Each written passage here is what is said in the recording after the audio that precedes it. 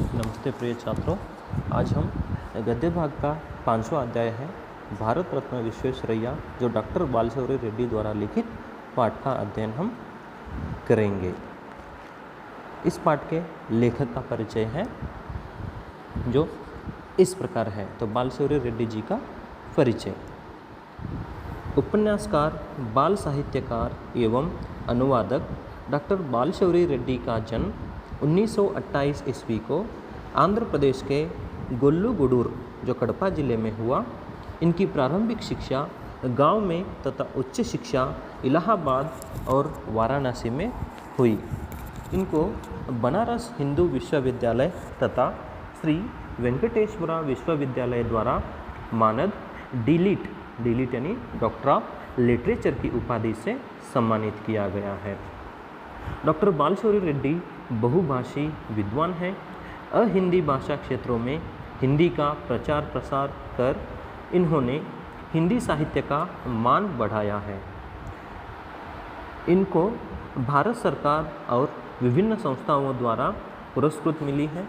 महात्मा गांधी के जीवनादर्शों का पालन करते हुए आप निरंतर हिंदी सेवा में निरत हैं। तो इनकी प्रमुख रचनाएं हैं जो उपन्यास शबरी, जिंदगी की राह, यह बस्ती ए लोग, भग्न सीमाएं, लकुमा, प्रोफेसर, दावानल, बैरिस्टर आदि। इनकी विविध साहित्य है पंचामृत, तेलुगु वाङ्मय, विविध विधाएँ, तेलुगु साहित्य का इतिहास, आंध्र के महापुरुष, आदर्श जीवनियाँ, दक्षिण की लोक कथाएँ आदि। तो चलिए, प्रस्तुत जो जीवनी में भारत रत्न सर एम विश्वेश्वरैया के जीवन, व्यक्तित्व तथा कार्यकुशलता का परिचय मिलता है। अनेक कष्टों को झेलते हुए प्रतिभा, कठोर परिश्रम, दूरदर्शिता आदि गुणों से देश के नवनिर्माण में इन्होंने महत्वपूर्ण योगदान दिया है। भारत रत्न से विभूषित विश्वेश्वरैया का जन्मदिन इंजीनियर्स डे के रूप में सारे देश में मनाया जाता है। ईमानदार कर्मठ योगी विश्वेश्वरैया जी से प्रेरणा लेने हेतु इस जीवनी का चयन किया गया है। तो यहाँ पर विश्वेश्वरैया के जन्मदिन के उपरांत इंजीनियर्स डे के रूप में सारा देश में आचरण किया जाता है। तो लेखक परिचय इस प्रकार था। तो चलिए अभी हम पाठबोधन करेंगे। भारत के उन थोड़े सपूतों में विश्वेश्वरैया का नाम लिया जा सकता है जिन लोगों ने भारत के उत्थान में योग दिया है। श्री विश्वेश्वरैया एक उच्च कोटि के इंजीनियर और प्रशासक थे। अपनी प्रखर बुद्धि के द्वारा उन्होंने भारत में सिंचाई तथा औद्योगिक विकास की योजनाओं को चालू किया। उनकी असाधारण प्रतिभा पर देश विदेश के लोग भी चकित थे। ऐसे महान विश्वेश्वरैया का जन्म मैसूर राज्य जो भी कर्नाटक राज्य है, यहाँ के कोलार जिले के अंतर्गत मुद्देनहल्ली नामक एक छोटे से गांव में 15 सितंबर सन 1861 को हुआ था। इनका पूरा नाम है मोक्षगुंडम विश्वेश्वरैया। विश्वेश्वरैया के माता पिता बहुत ही गरीब थे। उन्होंने पढ़ाने लिखाने की शक्ति नहीं थी। फिर भी विश्वेश्वरैया के मन में पढ़ने की लगन थी। वे दिल लगाकर पढ़ते थे। जैसे तैसे गांव में प्रारंभिक शिक्षा समाप्त करके विश्वेश्वरैया हाई स्कूल शिक्षा पाने के लिए बेंगलोर पहुँचे। तो यहाँ पर विश्वेश्वरैया जी का जन्म मैसूर राज्य जो आज कर्नाटक राज्य है, वहाँ के कोलार जिले के अंतर्गत आने वाले मुद्देनहल्ली नामक एक छोटे से गांव में 15 सितंबर 1861 को इनका जन्म होता है और इनका पूरा नाम है मोक्षगुंडम विश्वेश्वरैया। तो यहाँ पर विश्वेश्वरैया जी के माता पिता बहुत ही गरीब थे। तो वे गरीब होने के कारण यहाँ पर विश्वेश्वरैया जी को पढ़ाने में समर्थ नहीं थे। लेकिन यहाँ पर विश्वेश्वरैया जी का मन पढ़ने में बहुत ही लगता है। ऐसे वैसे करके विश्वेश्वरैया जी अपनी प्राथमिक शिक्षा अपने गांव में ही समाप्त किए और हाई स्कूल की शिक्षा प्राप्त करने के लिए वे बेंगलुरु पहुंचते हैं। बेंगलुरु में खर्च चलाना मुश्किल था, इसलिए विश्वेश्वरैया अपने किसी एक रिश्तेदार के घर ठहर गए। ट्यूशन करके अपने दिन काटने लगे। मैट्रिक में उत्तीर्ण होने के बाद वे बेंगलुरु में ही सेंट्रल कॉलेज में भर्ती हुए। तो देखिए यहाँ पर मैट्रिक पास होने के बाद विश्वेश्वरैया जी सेंट्रल कॉलेज में भर्ती हो जाते हैं। वहीं से विश्वेश्वरैया ने बीए उत्तीर्ण किया। तो यहाँ पर बेंगलुरु के सेंट्रल कॉलेज में भर्ती होने के बाद वहीं से बीए यानी बैचलर ऑफ आर्ट्स की डिग्री प्राप्त करते हैं। उस वक्त विश्वेश्वरैया की उम्र केवल 19 साल थी। तो यहाँ पर विश्वेश्वरैया जी अपनी 19 साल की उम्र में ही बीए की उपाधि प्राप्त कर लेते हैं। सेंट्रल कॉलेज के प्रिंसिपल एक अंग्रेज थे। वे विश्वेश्वरैया की योग्यता तथा गुणों से बहुत ही प्रभावित थे। उन्होंने पूना के साइंस कॉलेज के प्रिंसिपल के नाम एक सिफारिश पत्र लिखते हैं। उस पत्र में विश्वेश्वरैया की बड़ी तारीफ थी। वहाँ के प्रिंसिपल ने विश्वेश्वरैया को अपने कॉलेज में भर्ती कर लिया। यूँ विश्वेश्वरैया की इंजीनियरिंग की शिक्षा प्रारंभ हुई। इसके बाद उन्हें छात्रवृत्ति भी मिल गई। छात्रवृत्ति यानी स्कॉलरशिप। फिर क्या था कि वे निश्चिंत होकर अपना पूरा समय पढ़ाई में लगाने लगे। उसके बाद विश्वेश्वरैया समय के बड़े पाबंद थे। तो देखिए यहाँ पर विश्वेश्वरैया जी जो है समय के बहुत ही बड़े पाबंद थे, यानी समय को बहुत ध्यान देने वाले थे। वे अपना एक भी मिनट व्यर्थ होने न देते थे, उल्टे ज़्यादा मेहनत भी करते थे। परिणाम स्वरूप विश्वविद्यालय में समय से पहले ही अपनी इंजीनियरिंग शिक्षा समाप्त कर पाए और साथ ही बम्बई विश्वविद्यालय भर में वे प्रथम श्रेणी में प्रथम निकले। तो बम्बई विश्वविद्यालय में प्रथम श्रेणी में पास होने वाले प्रथम व्यक्ति माने जाते हैं। उन दिनों में बम्बई सरकार का यह नियम था कि विश्वविद्यालय भर में जो भी छात्र प्रथम निकलता था उसे नौकरी दी जानी चाहिए। तो इस नियम के अनुसार श्री विश्वेश्वरैया अपनी 23 साल की उम्र में, 23 यानी 23 साल की उम्र में असिस्टेंट इंजीनियर के पद पर नियुक्त होते हैं। तो देखिए यहाँ पर जो मुंबई विश्वविद्यालय में पढ़ते समय वहाँ पर जो छात्र प्रथम श्रेणी में पास होते हैं वहाँ पर एक नियम रहता है कि जो प्रथम श्रेणी में पास होता है उनको नौकरी दी जाती थी। तो यहाँ पर अपनी 23वीं साल में यानी 23 ईयर में ही विश्वेश्वरैया जी असिस्टेंट इंजीनियर के पद पर नियुक्त हो जाते हैं। बम्बई सरकार की नौकरी करते विश्वेश्वरैया ने नहरों के निर्माण के कार्य में बड़ी दक्षता प्राप्त की और मुख्यतः शहरों के लिए पानी तथा नालियों का प्रबंध करने में वे बहुत ही निपुण निकले। और शहरों के लिए पीने के पानी की व्यवस्था करना आसान काम न था। पानी को इकट्ठा करना तथा घरों तक पहुंचाने में असाधारण मेधा की ज़रूरत थी। मेधा यानी बुद्धिशक्ति व्यक्ति की वहाँ पर ज़रूरत थी। इसलिए अनेक प्रमुख नगरों के लिए पानी तथा नालियों की व्यवस्था करने हेतु वे निमंत्रित किए गए थे। विश्वेश्वरैया जब 31 वर्ष के थे यानी 31 ईयर के थे तभी उन्होंने एक बहुत बड़ा कार्य साध लिया। तो देखिए यहाँ पर अपनी 31 यानी 31 की उम्र में यहाँ पर विश्वेश्वरैया जी एक बहुत बड़ा काम करते हैं। वह बहुत बड़ा काम यह है कि शक्कर बैरेज तथा वाटर वर्क्स का निर्माण। तो बात सन 1894 की है यानी 1894 की है। उन दिनों सिंध प्रांत बम्बई राज्य का हिस्सा था।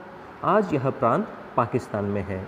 तो सिंध का बहुत बड़ा भाग रेगिस्तान है। तो देखिए यहाँ पर सिंध का बहुत बड़ा भाग है रेगिस्तान। तो उस प्रांत में शक्कर नामक एक छोटा सा शहर है। इस शहर के लिए पानी का प्रबंध करने का कार्य विश्वेश्वरैया को सौंपा गया। विश्वेश्वरैया ने बड़ी सूझबूझ एवं दक्षता के साथ यह कार्य संपन्न किया, जिससे सारे देश में उनका नाम फैल गया। विश्वेश्वरैया ने अपने प्रत्येक कार्य में अपनी प्रखर प्रतिभा का परिचय दिया। यही कारण है कि सन 1904 में यानी 1904 में बम्बई सरकार के प्रतिनिधि की हैसियत से शिमला इरिगेशन कॉन्फ्रेंस में उपस्थित हुए। तो विश्वेश्वरैया की प्रतिभा के अनेक उदाहरण दिए जा सकते हैं। और पूना के निकट खड़कवासला नामक एक बांध बनाया गया। तो पूना के निकट एक खड़कवासला नामक बांध बनाते हैं। वह बांध ऑटोमेटिक गेटों का डिज़ाइन था। तो देखिए यहाँ पर जो खड़कवासला नामक वहाँ पर बांध पूना में बनाते हैं, वह बांध के जो गेट होते हैं वे ऑटोमेटिक खुल जाते हैं, यानी अपने आप बंद होना और अपने आप खुलना। तो इस बांध के लिए ऑटोमेटिक गेटों का डिज़ाइन विश्वेश्वरैया ने ही निर्माण किया। इंजीनियरिंग के क्षेत्र में इस काम की इतनी प्रशंसा हुई कि अमेरिका की मशहूर पनामा नहर के लिए इसी डिज़ाइन की नकल की गई थी। फिर क्या था, विश्वेश्वरैया का नाम विदेशों में भी फैल गया। तो यहाँ पर विश्वेश्वरैया खड़कवासला नामक बांध के लिए ऑटोमेटिक गेटों का निर्माण किए थे। विश्वेश्वरैया ने जब बम्बई तथा सिंध में वाटर वर्क्स का प्रबंध करने में बड़ा नाम कमाया, तब सन 1906 में अदन से उन्हें बुलावा आ गया। अदन यानी अरब सागर का एक बंदरगाह है, तो वहाँ से विश्वेश्वरैया जी को बुलावा आता है। वहाँ पर भी उन्होंने शहर के लिए पानी का इंतज़ाम किया और नालियाँ भी बनाई। इस कार्य के साथ उनका बहुत बड़ा नाम हुआ, साथ ही वे देश के बहुत बड़े इंजीनियरों में गिने जाने लगे। उस समय से बड़ी बड़ी योजनाओं के लिए उनकी सलाह लेना जरूरी समझा जाने लगा। इधर उनकी खूब पदोन्नति भी हुई। पदोन्नति होना यानी प्रमोशन मिलना।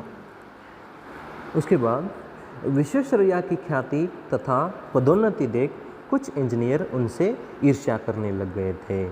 इसके दो कारण थे। एक तो विश्वेश्वरैया की उम्र उस वक्त केवल 47 की थी, 47 यानी 47 ईयर, और दूसरी बात वे अनेक पुराने तथा सीनियर इंजीनियरों से वेतन तथा पद की दृष्टि से भी आगे बढ़ गए थे। वे सुपरिंटेंडिंग इंजीनियर पहले ही से थे, इस पर भी हर बात में उनकी सलाह ली जाती थी। इस प्रकार अपने ही पेशे के लोगों में असंतोष देख विश्वेश्वरैया ने एक दिन अचानक नौकरी से इस्तीफा दे दिया। इस्तीफा देना यानी रिजाइन दे देते हैं, यानी अपने ही क्षेत्र में रहने वाले लोग वहाँ पर जलने लग जाते हैं, ईर्ष्या करते हैं। उस कारण यहाँ पर विश्वेश्वरैया जी अपनी नौकरी से इस्तीफा देते हैं और नियमानुसार उन्हें पेंशन मिल नहीं सकती थी, क्योंकि पेंशन निवृत्ति होने के बाद ही मिलती है।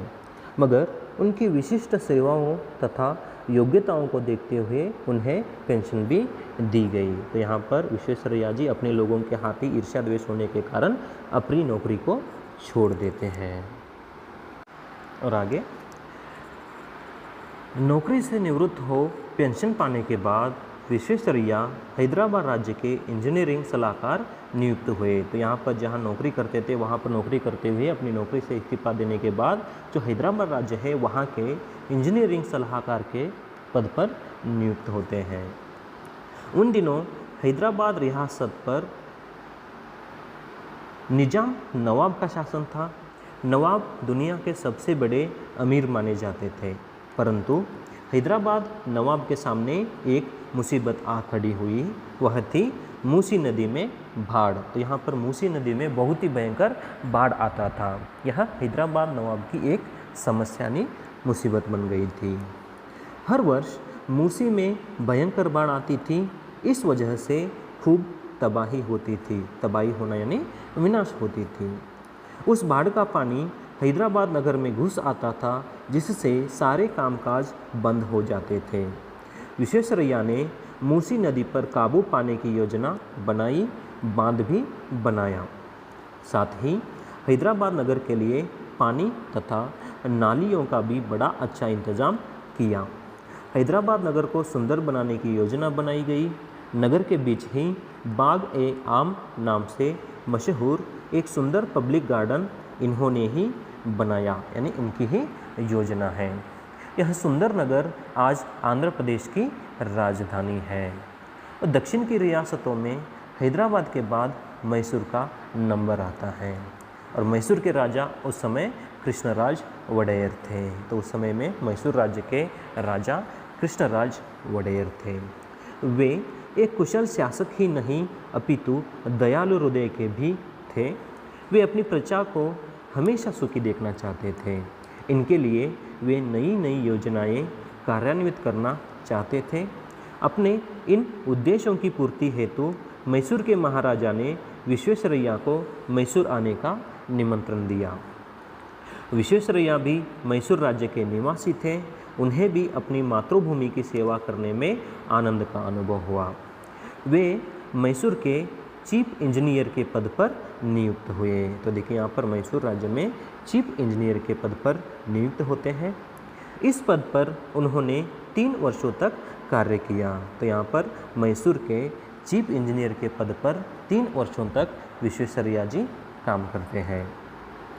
विश्वेश्वरैया की कार्य कुशलता एवं शासन पटुता पर महाराजा कृष्णराज वडेर मुग्ध हो जाते हैं। उन्होंने 3 साल बाद विश्वेश्वरैया को अपना दीवान नियुक्त किया। दीवान यानी मंत्री पद पर नियुक्त कर देते हैं। इस पद पर वे 6 साल तक कार्य करते रहे। देखिए यहाँ पर 3 साल तक चीफ इंजीनियर के पद पर काम करते हैं, उसके बाद दीवान के पद पर 6 साल तक अपना काम करते हैं। तो इन 9 वर्षों की अवधि में विश्वेश्वरैया ने अपनी योजनाओं पर अमल करके मैसूर राज्य का नक्शा ही बदल डाला। विश्वेश्वरैया ने दीवान के पद पर कार्य करते समय राज्य के हर विभाग में सुधार किया और नई नई योजनाएं चालू की, राज्य की आमदनी बढ़ाई, बड़े बड़े कारखाने खोले, नई नहरों के द्वारा 1.5 लाख एकड़ भूमि की सिंचाई का इंतजाम किया। मैसूर राज्य के शिव समुद्र जलप्रपात पर बिजली पैदा करने का कारखाना उन्हीं की देखरेख में खोला गया।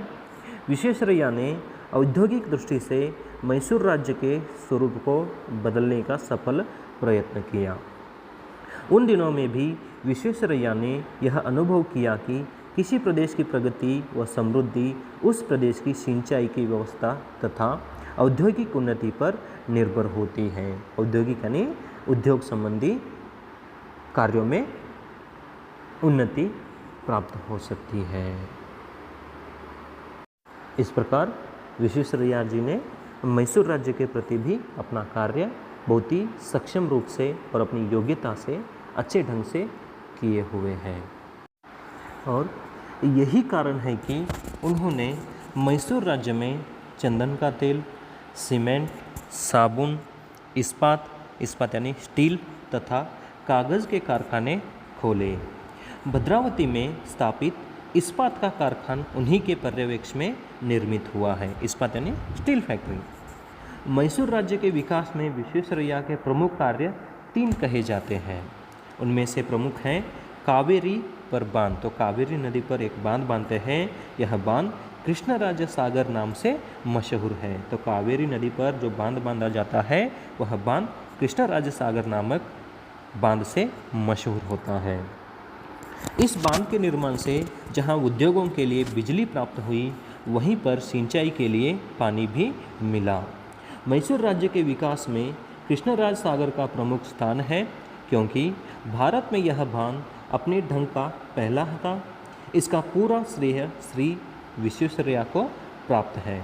इस बांध को देखने के लिए दूर दूर से लोग आते और इसके बनाने वाले की तारीफ करते नहीं थकते थे। मैसूर को वास्तव में इंद्रपुरी बनाने का श्रेय विश्वेश्वरैया जी को प्राप्त है। नगर को सुंदर बनाने की दिशा में वृंदावन उद्यान उन्हीं की योजना का सुंदर परिणाम है। वह नंदनवन माना जाता है। भारत के सुंदर उद्यानों में भी यह एक है। तो दीवान के पद पर काम करते श्री विश्वेश्वरैया ने मैसूर की शासन व्यवस्था में भी कई सुधार किए हैं। पंचायतों की व्यवस्था की, गांव और शहरों में जनता के द्वारा प्रतिनिधि चुने गए, जो वहां के सुधार कार्यों में सरकार को सलाह देने लगे। इस प्रकार जनता और सरकार के बीच सहयोग की भावना बढ़ी। फलतः राज्य का अच्छा विकास हुआ। विश्वेश्वरैया ने मैसूर राज्य के लिए अपना एक बैंक भी बनाया। इस प्रकार राज्य के आर्थिक विकास में उनकी देन अद्भुत है।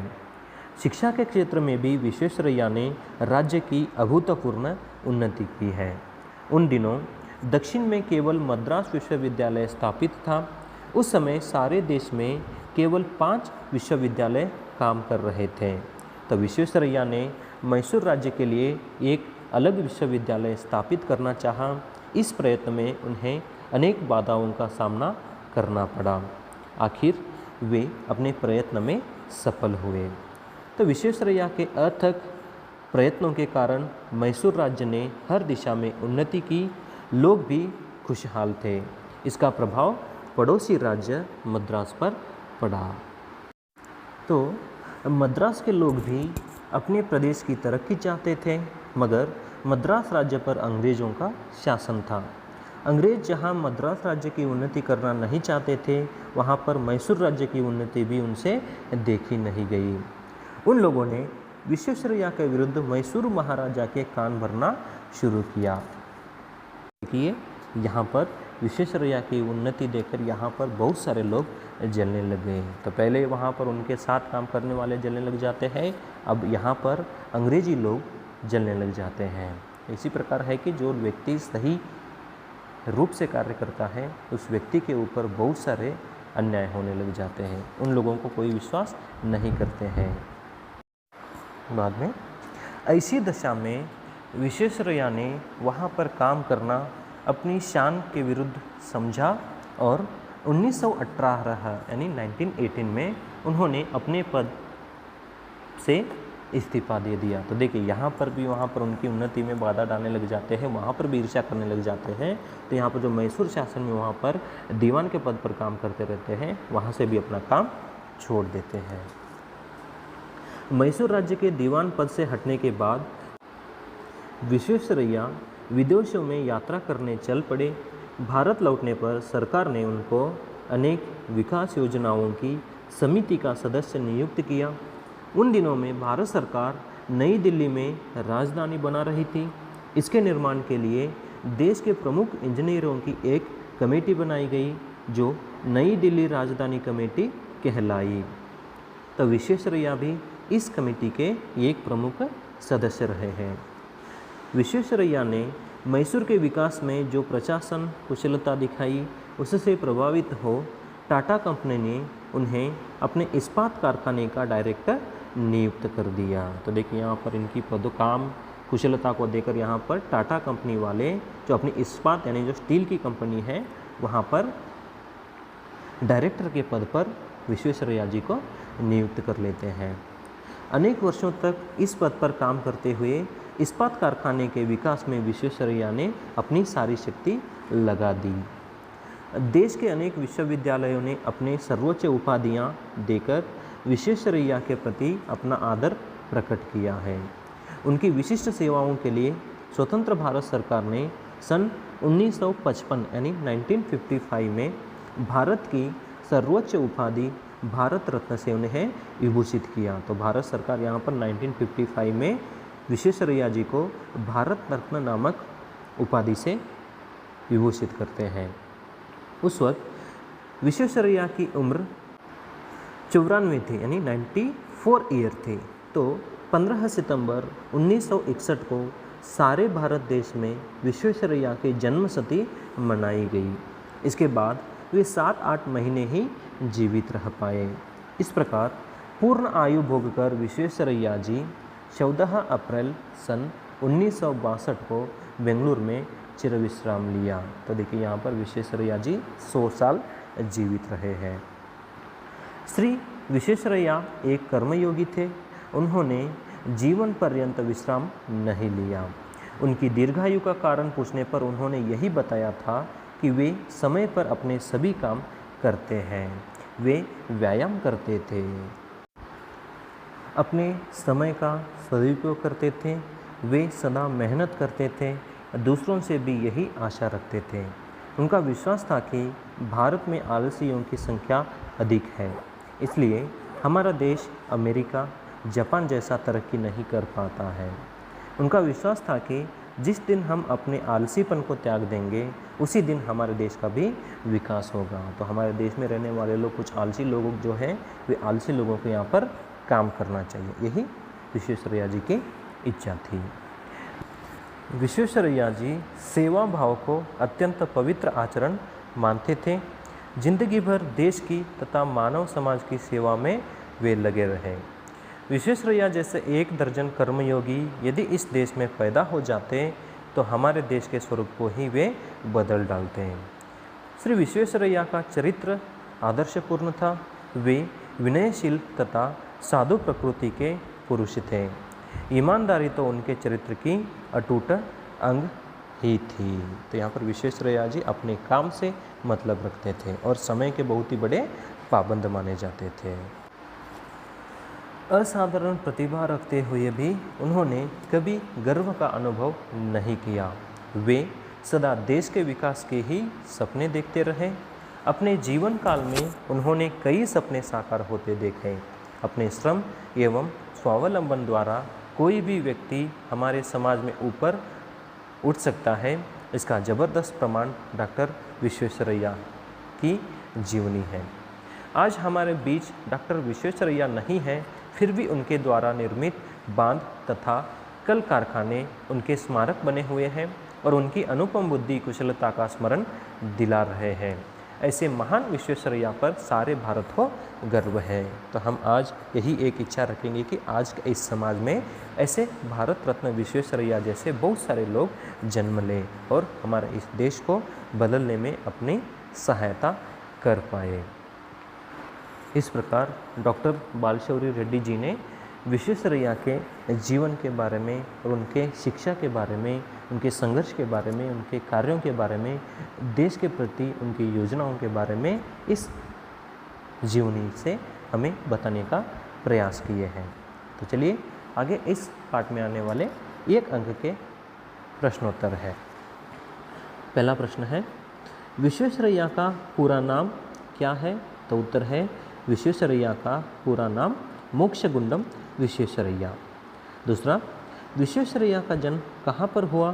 तो उत्तर है, विश्वेश्वरैया का जन्म कर्नाटक के कोलार जिले के अंतर्गत मुद्देनहಳ್ಳಿ नामक गांव में हुआ। तीसरा प्रश्न, विश्वेश्वरैया किसके बड़े पाबंद थे? तो उत्तर है, विश्वेश्वरैया समय के बड़े पाबंद थे। चौथा, विश्वेश्वरैया किस उम्र में असिस्टेंट इंजीनियर पद पर नियुक्त हुए? तो 23 उम्र में, 23 यानी 23 उम्र में। पांचवा, विश्वेश्वरैया ने किस बांध के लिए ऑटोमेटिक गेटों का डिज़ाइन किया? तो उत्तर है, खड़कवासला। छठा, नौकरी से निवृत्त होने के बाद विश्वेश्वरैया किस राज्य के सलाहकार के रूप में नियुक्त हुए? तो उत्तर है, हैदराबाद राज्य के सलाहकार के रूप में नियुक्त हुए। सातवां, किस नदी में भयंकर बाढ़ आती थी? तो उत्तर है, मूसी नदी में भयंकर बाढ़ आती थी। आठवां, कावेरी नदी का बांध किस नाम से मशहूर है? तो उत्तर है, कृष्णराजा सागर। नौवां, 1995 में भारत सरकार ने विश्वेश्वरैया को किस उपाधि से विभूषित किया? तो उत्तर है, भारत रत्न उपाधि से। 10वां, विश्वेश्वरैया की मृत्यु कब हुई? तो उत्तर है, 14 अप्रैल 1962 में। 11वां, विश्वेश्वरैया का जन्मदिन किस नाम से मनाया जाता है?